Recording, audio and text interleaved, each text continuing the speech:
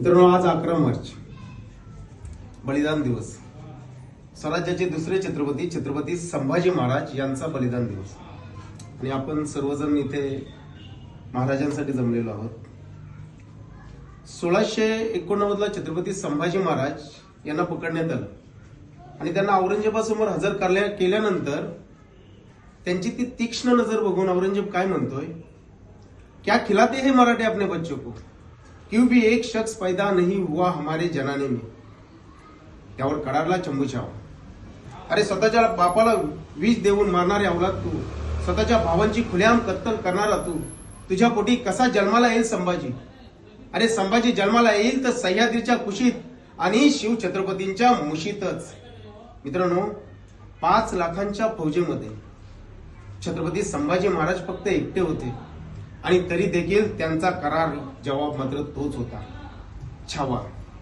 छत्रपती शिवरायांचा छावा. खरं पाहिलं तर इतिहासाची ही साक्ष आहे की बरीच लोक म्हणतात की हिंदू म्हणून जन्मलो आणि हिंदू म्हणून मरणार नाहीये म्हणतात, पण हिंदू छावा म्हणून गेला की हिंदू म्हणून जन्मलो आणि हिंदू म्हणूनच मरणार.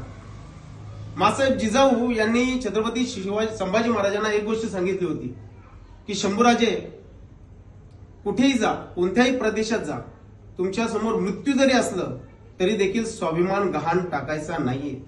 मित्रांनो, औरंगजेबा समोर असताना सुद्धा 40 दिवस हाल अपेष्टा सहन केले आपल्या राजाने, पण आपला स्वाभिमान गहाण केला नाहीये, गहाण ठेवला नाहीये. शेवटी इतकंच की मृत्यूचे आव्हान पेलूनी तोच वारसा आम्हाला दिला. शिवरायांचा शंभू छावा हिंदू म्हणून अमर झाला, हिंदू म्हणून अमर झाला. छत्रपती संभाजी महाराजांना आदरांजली वाहतो आणि मी थांबतो.